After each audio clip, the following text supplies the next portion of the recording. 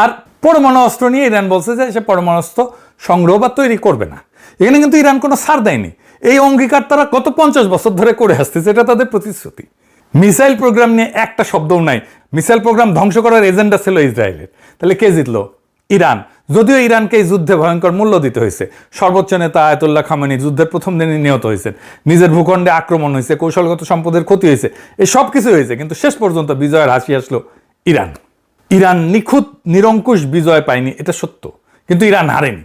হারা মানে আত্মসমর্পণ, হারা মানে নিজের সার্বভৌমত্ব বিসর্জন। এই চুক্তির 14টা দফার একটাতেও সে আত্মসমর্পণ নাই।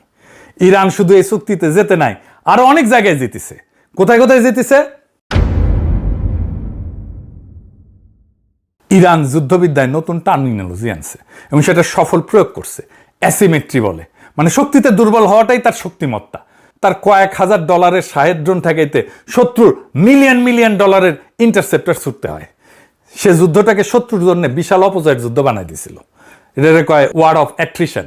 ইরান শিখছিল 2024 আর 2025 সংঘাত থেকে। এবার তারা কৌশল বদলালো, কম কিন্তু নিখুঁত আঘাত দীর্ঘ সময় ধরে। ইরানের মিসাইল ছোড়ার ধরন ছিল ডিসপারশন, মানে দিনের বিভিন্ন সময়ে বিভিন্ন এলাকায় ছড়ায় ছড়ায় সে মিসাইল মারত। উদ্দেশ্য সর্বোচ্চ ধ্বংস না, বরং শত্রুকে ক্লান্ত করে দেওয়া। আরেকটা কৌশল নিয়েছিল, সেটা ছিল মিত্রতাকে দায় বানানো। ইরান আরব দেশগুলোকে বুঝাই দিল যে আমেরিকার পক্ষ নেওয়াটা নিরাপত্তা দেয় না, বরং নিরাপত্তাহীনতা দেয়। উপসাগরীয় কোনো দেশ রেহাই পায়নি। আরব আমিরাত বলেন, কুয়েত বলেন, বাহরাইন বলেন, সবাই আঘাত খাইছে ইরানের কাছে, কারণ তাদের মাটিতে মার্কিন ঘাঁটি আছে। যুদ্ধবিদ্যায় ইরানের একটা নতুন ধারণা আনলো, আর একটা নতুন ধারণা আনলো। কি সেটা? Mosaic defence. সেটা কি?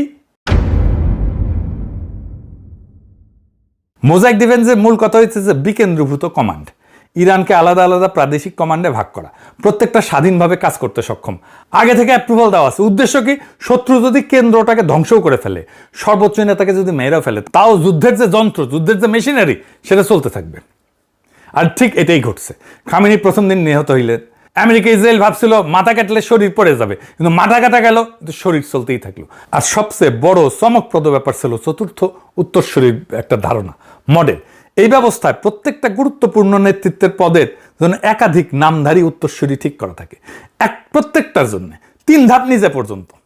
মানে একজন কমান্ডার নিহত হলে সাথে সাথে পরের জন দায়িত্ব নেবে, কোনো শূন্যতা ছাড়াই। আরাগাজি 1 মার্চ নিজেই বলছিলেন, মোজাইক ডিফেন্স 2 দশক ধরে মার্কিন হস্তক্ষেপ থেকে শেখা। এটাই ইরানকে সিদ্ধান্ত নিতে দেবে কখন যুদ্ধ শেষ হবে। বুঝিসাও? মানে বলছে, ওরাই বলছে আমরা ঠিক করবো কখন যুদ্ধ শেষ হবে। এটাই ছিল তাদের আসল অস্ত্র। আর কস্ট অ্যাসিমেট্রি তো আছে। সস্তা ড্রোন দিয়া দামি প্রতিরক্ষাকে ফোকলা করিয়া দিচ্ছে।